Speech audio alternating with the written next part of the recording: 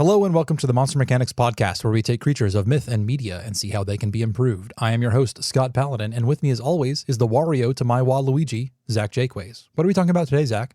Today we're talking about Aboleths.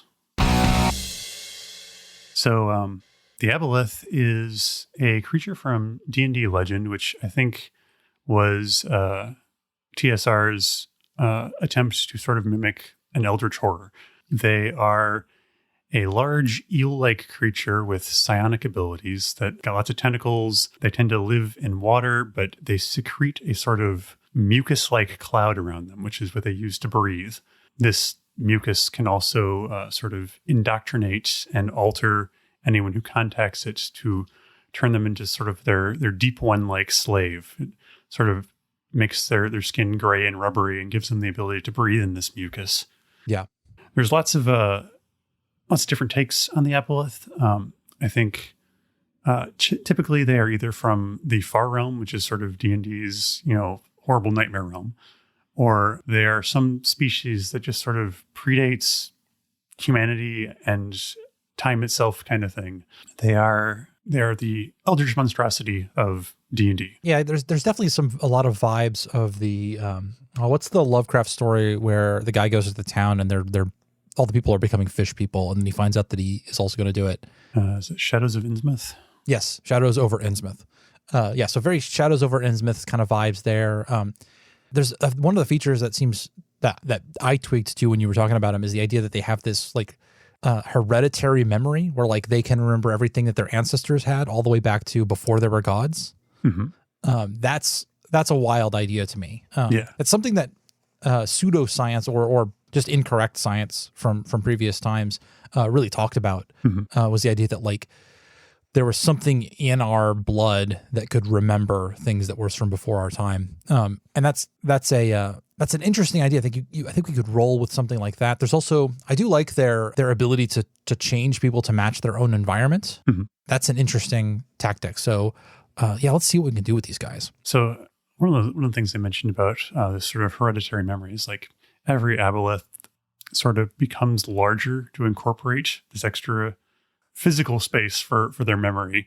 Okay. So I think that's kind of an interesting tech. And I'm wondering if the hereditary memory is just sort of like a direct lineage kind of thing, or if there's some sort of gestalt collection. So I have a little bit of a pitch, which is, so I love the phrase, they remember the time before gods. Mm-hmm. So they were created by whatever came before gods, either like a previous set of gods that all then died out and things were dormant for a while, or whatever created the gods themselves from like the Titans or something. Mm-hmm. Like they created the Aboleths, and the Aboleths were specifically designed as a record-keeping device in their original form. Interesting. So they're like a little biological machine that was created to remember things. Like instead of a book, these creatures, these primordial gods would have had a little Aboleth that they would have been able to extract these information from. I like that idea. There's in D&D, there's a concept called like a mimir, which is sort of basically just a sentient record-keeping device. Yeah. And I love the idea that like maybe the first mimir was this Aboleth. Yeah, and so that they created them in the form that, or maybe they created them in a slightly different form that's mutated over time. But like all of the things that are problems now, like their like psionic ability and their ability to sort of take over people, are sort of outgrowths of this monstrous form that these original primordial gods gave them. Maybe they became corrupted over time or mutated or something like that. Well, I think it's like the not future-proofing your design. Yes. So like when they made these Aboleths, like who cared if they secreted mucus and could possess people? People didn't exist at that point in time. Exactly. Like this is some arcane eldritch feature. Like this is the new sleek bezels or the thinner. This is the OLED screen of the original Aboleth design, where they came up with something that was really cool, and it does something very interesting at the time of the primordial gods. But like now it's warped itself into some sort of strange additional thing. Like they didn't beta test this with humans. There are no humans at the time. Mm-hmm. I think maybe like you can make a couple of guesses about what the world was like at the time. Like maybe this is before the gods, this is before planets. So this is all the primordial swirling ether of matter, like this is before anything was created. And maybe that was something like the slime that they emit, or something about like that slime was developed for them to survive and function within this primordial ether. And therefore that's why it is so intrinsic to their survival, is that it's dedicated to creating them, or to allowing them to persist. Yeah, I love the idea that like maybe even like the slime feature was just like something that came about later. Where they're like, all right, so we've created the prime material plane and it's great. There's no slime in this place. It's pretty cool. Yeah. Downside is none of our record keeping devices work on this plane anymore. So exactly. Some guys are like, well, what if they just made their own slime? Yes. And they're like, great, ship it. It's the protective screen cover. Yeah. If these guys are the cell phones of their day. Or the case, the cool little case that you always get for your phone. I love it. And I love like their psionic magic or whatever. Like they just sort of just tossed on whatever until it started working. Yeah. And they're just like, well, we need some way to interface with these and share our godly thoughts and live journal whatever happened today. I like the idea that whatever these creatures were, like they didn't interact with the Aboleth the same way that we would, where it's like this is a separate entity that I'm like talking to or perceiving. It's that like you get one of these things and you just absorb it into whatever creature you are. Like this like it just comes and becomes part of yourself, and therefore you get access to everything within it and all of its abilities. And so like, yeah, it's just this sort of like cell phone device that is like both separate from and part of a long dead primordial god. And then they were just like, when these things went away, maybe they got tired of what they created and just moved on, or maybe they all killed themselves or killed each other or something. But whatever happened to remove these primordial gods from existence, they left behind this detritus of these Aboleths, which then sat around for like untold eons before the next set of gods would come along, find the primordial pain, and make all of the cool stuff out of it. I really like that idea. Aboleths as prototype cell phones. So yeah, so like that ancestral memory is really just like their version of like a backup software, I guess, where it's like when one Aboleth creates another one by whatever reproductive method they have. I don't know what that's going to be like exactly, but they like front load it with all of like operating system basically that it needs, right? Like it gives them all of the information that is relevant to being an Aboleth. I don't know if it's everything that the previous Aboleth knows, or if it's just some subset. Maybe they get to decide what they pass down to the next generation or not. Sorry, I'm kind of laughing at the idea that there's some conspiracy theory going on in the Eldritch Gods that these Aboleths can mind control you, and everyone's just writing it off at the time. Yeah, that's their version of your cell phone is always listening to you. Yeah, where it's like, oh God, he believes the cell phone's got its mind. Like they wouldn't design that. That's not how that works. Like don't worry about it. But like no, they totally have that ability. If you were a regular sized creature, a creature with a normal mind, they totally would be able to. That's awesome. Yeah. So the racial memory, or the hereditary memory. I like the idea that maybe when one is creating another Aboleth, they can decide what or what not to include, because that gives the ability for over time some of that old information to die out, because for whatever reason, when one generation passes to another, they decided not to include all of their like oldest knowledge, maybe it wasn't super useful or something like that. And like you were saying, Aboleths have to be physically bigger in order to remember more things. So making a new small Aboleth that you only load with like the basics and like some standard knowledge is a lot easier to do than to make another one that contains all of you, because that requires you to make another you, like it requires more mass. It requires more effort on your part. I like that idea. I also like the idea that over time, there's like, there's Aboleths that get sick, or they get their memory corrupted or just go insane or whatever. But like this hereditary memory is now presented as fact. Yes. To others of its lineage. Yeah. So it gets there's these like old contradictory ideas. Okay. So in that case, let's go ahead and say that if two Aboleths get together for whatever reason, I don't think it's a relationship exactly, but they've decided to make a new one themselves, and they can work together to do that. And in doing so, they can both provide memories that they both own, that they both have within them. And therefore you can have Aboleths who end up with like competing ideas of how things used to be. Interesting. Because the two Aboleths that created them, or maybe the ones that created that, like it can go back farther, they have competing facts built into them because memory is fallible. If memory is absolutely not a perfect record over time. But it also like inherently 100% believes like both of these things. Oh yeah. And that maybe that causes problems for them, or maybe it's just like they're not particularly concerned with like the fact that things are contradictory. Like they're good at internalizing that idea. Like truth doesn't matter. It's just data that they. Yes. I like that idea a lot. Truth doesn't matter. It's just data. The whole world is just data. Mm-hmm. And it can manipulate that data in certain ways. That's a very amoral philosophy, which would be perfect for these guys. Mm-hmm. Like they're not evil. They just like don't care about like other creatures or even themselves all that much, like, or even other Aboleths or whatever. Cause like the purpose they were designed for, to serve these primordial gods, is long gone. And so like the most inherent instruction for them is like act as a cell phone for a dead primordial god. And they can't do that. And it doesn't matter anymore. So no, like ultimate nihilism in that sense, like, but not necessarily like a nihilism that causes them distress. It could be a sort of comforting nihilism, like nothing matters. So it doesn't matter what I do. Like, and that gives me ultimate freedom to do whatever the heck I want. So what function does this indoctrination cloud of mucus that they secrete serve like in modern times now? Or So I think it's an outgrowth of whatever upgrade process they used to have. Mm-hmm. Like there is something that doesn't exist anymore that used to be sort of paired with the Aboleth.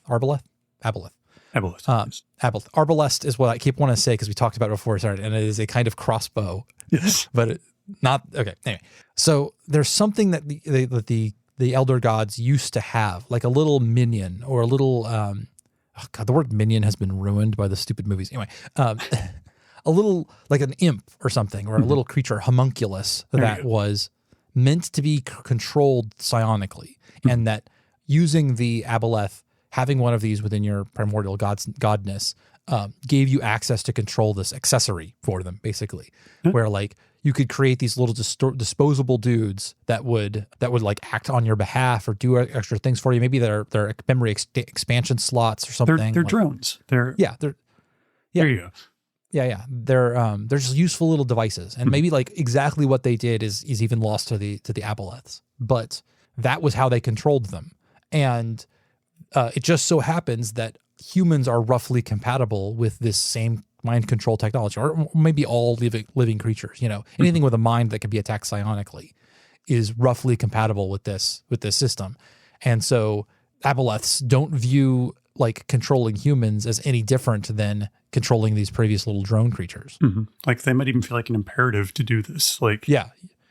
Or like maybe even to the point where like it's part of that core programming. Like it's something built deep into them, and they don't even like, it's not even a matter of could I or should I, it's just I do. Like that's, to be an Aboleth is to do this thing. And so therefore when presented with the opportunity to do it, I do it. It's not even a conscious choice. It just happens when you're around. I like that. Yeah, it kind of goes back to that whole like just there's no morality to these creatures. It's just I am a tool.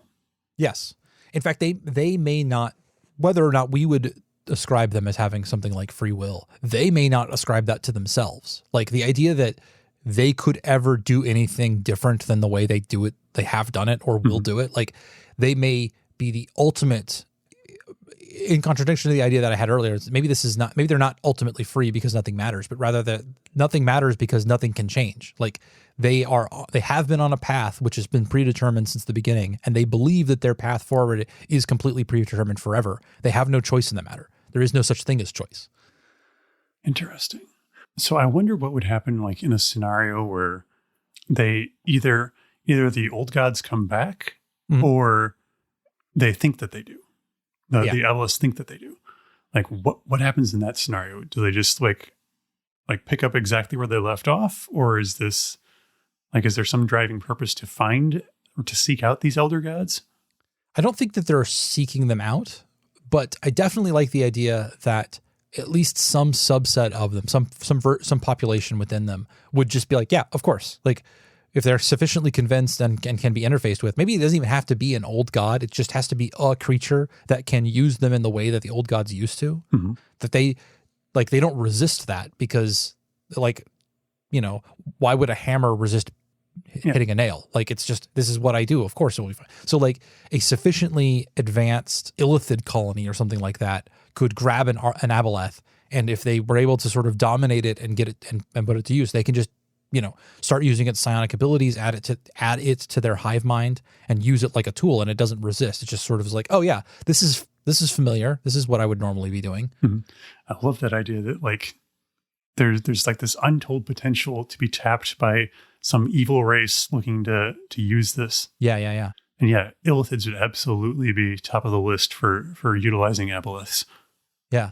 And I think that the difference between those aboleths, the ones that will like just go along with it, and the ones that might end up putting up some sort of resistance, are the ones who have those contradictory memories, those memories that like they can, you could talk to them and like, or convince them or demonstrate to them that the memory is fallible and therefore their path has already been forked, because like once you introduce the idea of uncertainty and prove that that uncertainty exists for them by like exposing these contradictions within their own racial memory, their own hereditary memory, then they can go, oh wait, if there was a difference in the past, if the past is not set down in the way that I think it is, then that means the future itself could also be changed, and therefore I can decide whether or not I want this to happen. Like you can convince them into having free will. Just logic them into a...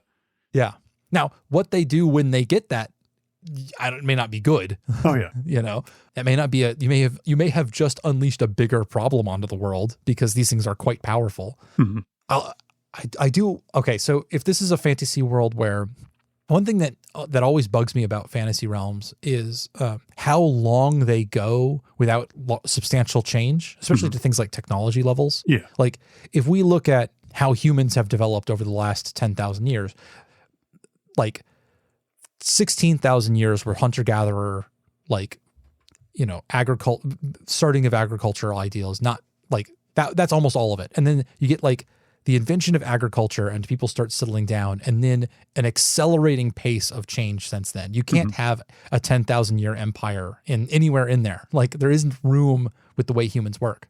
So in a fantasy realm, it might be that these things are cyclic, somewhat like the idea of these primordial gods and the new gods that we're talking about, where civilizations rise, they get better, they like advance their technology, and then inevitably something happens and they all get wiped out.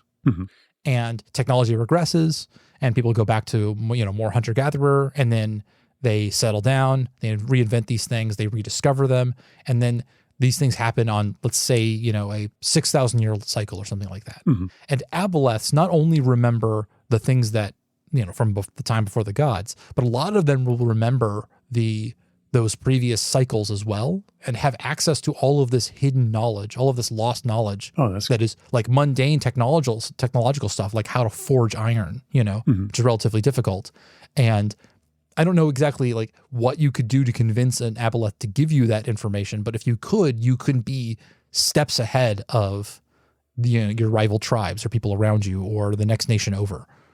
So I think maybe part of it is like one of these like the indoctrination process, maybe like it only lasts so long as like maybe you're within that cloud, like you're within its sphere of influence, and you know something happens and you're left behind, but you've touched on this this brilliance, just all this knowledge, and you may be left like sort of like these disparate elements. So like I'm picturing like these raving madmen who've been disfigured and transformed by their contact with aboleths, but are also just gifted with all this wisdom from the past. I love that. Because when you are in the thrall of the aboleth, it's not hiding anything from you. Like it gives you access to all of the information that it has, because it doesn't perceive you as a threat. Like it doesn't perceive you as anything other than like a useful tool that it could put to use. And so therefore it doesn't have any locks on its memories. And so it just like gives you access to those things. So if you do make it away, you can carry with it knowledge that could be both harmful, but also useful depending on where you end up. It maybe you walk out of there a raving madman because you have seen the face of primordial gods and your brain can't handle it. Mm-hmm. And like now every time you close your eyes, you see the time before the existence, Or maybe you walk out of there and you're like, oh, I can build a siege engine now. Okay, let's go sell that to the king, and then he'll conquer the entire continent. Well, so often in several settings, like I think Pathfinder in Galarian, the Aboleths are credited with teaching mankind magic. Oh yeah, that's awesome. Yeah. So like magic is a previous technology, quote unquote technology. Mm-hmm. It's something that somebody else had developed before, and they just know it because they indoctrinated people who knew it, and so they've got access to it. Yeah, they're like, okay, well, this tool is great, but it would be great if it could levitate things and burn things with their minds. So let's teach them magic, and now we have a better tool. Yeah. So okay, since we're building it, we've gotten a little bit into the world building aspect of this idea. I think that if we're talking about a roughly 5 to 10,000 year cycle of civilizations rise, you get this huge global civilization, super high power time, and then everything comes crashing to the ground. Because we started with Aboleths, I think the Aboleths have to be the answer to that. Like they are what causes things to go freaking haywire at some point. Interesting. Again, with the Pathfinder, this is obviously the Pathfinder version of the Aboleth, but basically they grew jealous of mankind's magic and basically called a huge meteor down to wipe out civilization. So I don't think that... there's some bones in there that I'd love to use, but I don't think that basic idea, because I don't think our version of Aboleths are capable of being jealous. No, like, I don't 100% agree. Yeah. Yeah. I don't think they have that kind of personhood, but what they do have is huge amounts of incredibly dangerous knowledge. And what could happen is that any particularly powerful nation realizes that the most important thing to have is an Aboleth deep within your society somewhere. Like, down underneath your capital city, you've got one or a couple of Aboleths available to you that you like feed people into, and then sometimes pull the thralls out to get knowledge. Like you start mining the depths of the Aboleth's memory. And then eventually what happens is, the fantasy version of a nuclear war where all of the really dangerous secrets start getting out and things rapidly advance to the point where you get access to the really powerful magics where a single man can end an entire civilization, and you get a global war that happens, or just a disaster. Somebody accidentally creates a magical plague, or they create a magical gray goo or something like that. Like they create an apocalypse. Like inevitably something bad comes out of one of these Aboleth's memories and it destroys civilization, and everybody has to start over from the beginning all over again. Yeah, I love that. That is a really cool idea of sort of an Aboleth fueled Cold War between nations that eventually just gets out of hand.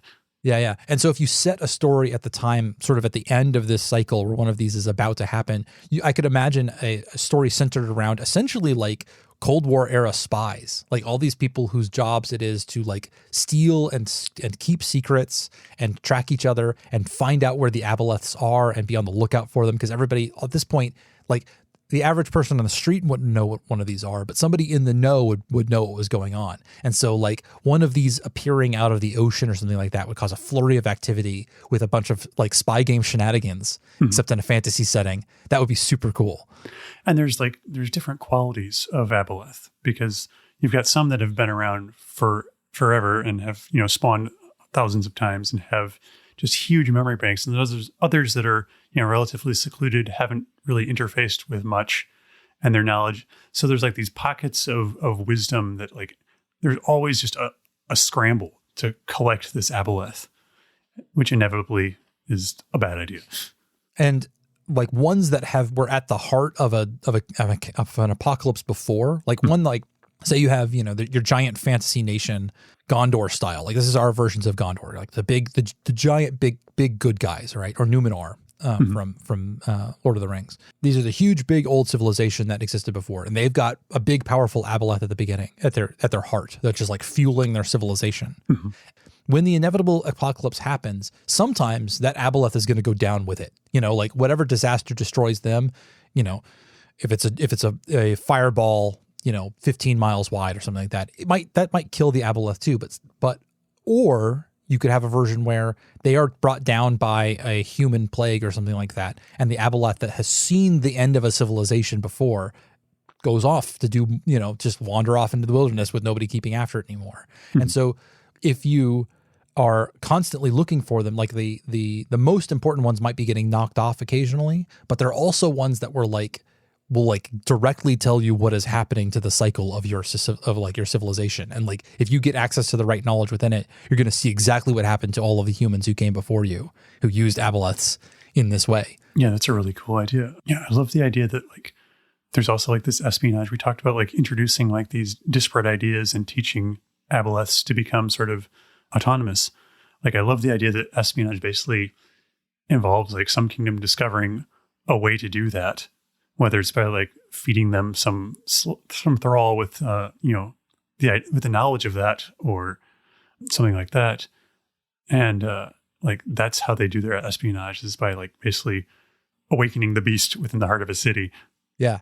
I also, I dig the idea that when Aboleths do spawn, or whatever mechanism that is, when they create a new one, they also have the ability to like go into a hibernation. Like, they go underneath the ocean and just like find a dark crack and go to sleep sometimes, which means that at any particular time, a new one might just be arising, like they aren't always out floating out in the world where they might be found. Sometimes they're in long sleeps, things like that. So that in this setting, there really could be a new one showing up on the shores or out in the ocean, or, in the dark or something like that, or in the caverns beneath the world at any particular time. So everybody's got to be on the lookout for it because they're such a big deal. Yeah. Sort of the spy version of a whale fall. A whale fall? A whale fall is since we're talking about oceanic ecology, when a whale dies, it falls to the bottom of the ocean, and like, the amount of life that springs up around this dead whale, just because this is a huge amount of nutrients that shows up all at once. You get sharks and worms and crabs and isopods and all kinds of gross, disgusting sea scavengers and things. And then the things that feed on those, and on down the food chain that comes from there, all from just this huge whale falling from the shallows into the depths. They're very cool. Yeah. Yeah. But like that, but with ancient wisdom. Yeah, with ancient evil secrets that might destroy your civilization. Yeah. Or propel you into a golden age, short term. Yes. It's like a little bit of knowledge is a good thing. It will like let you make more food and like bring people out of or save you from plagues, because you'll get medical secrets or something like that. And then too much of that, and eventually things get really badly out of control. And I love like the whole like amoral aspect, like the gray side of it, where you have to feed it basically feed it humans that mutate them and corrupt them into these, slimy, thralls of this creature. So another version of this might also be if you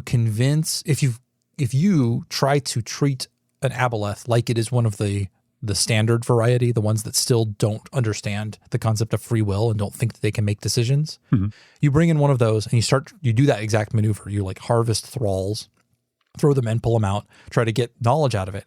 If you do that to one that has realized that it can make decisions, it can take over your civilization.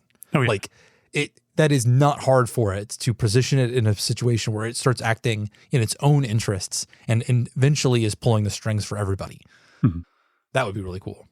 An excellent villain for that that fantasy spy idea we're talking about. And I love, because they always talk about like having like alien motives and whatnot, and I love how absurd like this sort of setup is for having a villain that like it's not actively trying to kill you. It's just It's just by nature it is anathema to your civilization long term, and it's going to do things that do not have your best interest at heart. And like, it's even hard to figure out exactly what its interests are because it doesn't seem to want much. It just does things. So I'm picturing like these kings and whatnot, like trying to barter and negotiate with secrets. And it's just like getting nowhere that way. Yeah. Because the only way to really interface with it is to become its thrall, at which point your desires don't matter very much. Yeah. Like, they don't have a lot of interest in talking to people. And it's not like they care about gold or anything like that. They're just, the one thing that they were supposed to do is moot now because all of the primordial gods are dead. Yeah, I love that. Oh, I'd love to see the version of it where like you have a lich or something like that, somebody who is incredibly powerful and has all the time in the world to work on the problem, who is using, you know, dark magics and every piece of information they can get a hold of to make themselves powerful enough to if they were to get in psionic contact with the Aboleth, to take over and run a single man to become this primordial god. It's like overcome it itself and become whole with it. That's very cool. Yeah, it's like just trying to steal the secrets of the gods, but with more tentacles this time. Yeah, and I mean, like we've barely touched on the physicality of the creature itself either. We've been mostly talking about this memory and stuff. Aside from just being kind of gross looking, like the most interesting thing about them, I think, is this ancestral memory. Yeah. But I mean, like, that being said, having one of these things under your beck and call is probably pretty useful too. Like, it's giant and got tentacles and like pretty strong and like sounds like it's pretty good in combat. So that's not to be ignored. But yeah, for sure, the memory thing is much cooler and like sort of the thrall aspect and stuff. And yeah, it knows all the magic. It knows like, or it might know all the magic depending on which one you get. You know, you might get the one that's sort of fresh as a daisy and hasn't ever been rebooted, you know, or you, in fact, like the real disaster is for you personally is if you end up with one that never came out of hibernation since the primordial gods. It's been sitting, it was floating in space and it fell from the sky or something like that. And you get a hold of it and it's completely full. Like, it's a big guy, got lots and lots of information in it. And all of it is from the time before the gods and is like, not only like not useful to you, but is like actively harmful to your brain. It, like if you interface with it, you come out of there like with a head full of eldritch geometry, you know, and like unable to like you can't even perceive 3 dimensions properly anymore because your brain has been rewired to 5 dimensions. Yeah, that's a really cool idea. I love the idea that there's like just these hidden time bombs lurking out there. Or like, and like, it's possible that some of that that primordial knowledge is really bad for you, but also like maybe there's mind viruses in some of these things, like a properly bad, like a meme in the traditional sense of the word, an idea that can jump from head to head and like actively destroys people's brains as it does so. Well, that'd be interesting. Like maybe that's like the actual reason for the loss of the elder gods in the first place, was like they had this mimetic virus wipe them out that spread through the Aboleth. Could be. Or it could be that was something that was, you know, completely non-harmful to the primordial gods because they didn't think like we do. But you introduce this regular bacteria that's maybe not harmful or otherwise helpful into a completely unprepared for environment full of people who like just our mental immune systems aren't ready for it, and it just ravages us, you know? Like it simultaneously gives people psionic powers and the ability to spread the virus. So like everybody becomes psychic and like insane at the same time. I love the idea of like a disease transmitted through telepathy. Yeah. That'd be really cool. And like maybe that explains the few people that still have telepathy in your setting. Like you get psionics that arise occasionally. It's because some point in their ancestry, they got exposed to one of these viruses that like gave you the ability to have telepathy, and just so happened managed to like barely get out of it with their life intact, you know, and like it ruined them, but they are able to like carry that ability onward that then spreads over time a little bit. And like that introduces that into the human gene pool. I love the idea of like this, like the people who do have access to this sorcery are just weird. Like, yes. Like maybe like the mucus or whatever acts as an insulating agent, or sort of a not necessarily a cure, but a treatment for this disease. So like they're sitting there like huffing, you know, canisters of Aboleth mucus to survive and use their powers. Ooh, I like the. So we're going back to the mucus a little bit. If this is a world where there are other like elemental planes or at least, or maybe access to environments that are really bad for humans, maybe that slime can protect you. Like you could cover yourself in Aboleth slime and then walk into a volcano and then come out the other side, because like, as far as the slime's concerned, like this is just prime material like it'll just deal with it. Like it's okay, whatever. You could cover yourself in this slime and go into hard vacuum and it will sustain you. I love the idea that it doesn't like react to physics as you'd expect. Like, yes, because it's from a different like existence, you know. It's outside the realm of thermodynamics. It doesn't physically alter form. Like it's only ever mucus. There's no solid state to it, no gaseous state. It's just always snot. And because we happen to be compatible with it in the way the old drones were, you can use it. We could make use of it the same way that they could. Now, it comes with a huge cost, which is, like getting involved with the Aboleth and all of those problems. But like you could, there are uses for that. It's just a really, really, really high risk, high reward type situation. Absolutely. Yeah. All right. Well, I think we've plumbed the depth of these guys pretty well. Yeah. We will catch you guys later. All right. Until next time. All right. Bye. Thank you for listening to this episode of Monster Mechanics. Monster Mechanics is produced and edited by me, Scott Paladin, and hosted by myself and my best friend, Zach Jaquays. All of the ideas generated during this podcast are released under a do what the f*** you want public license.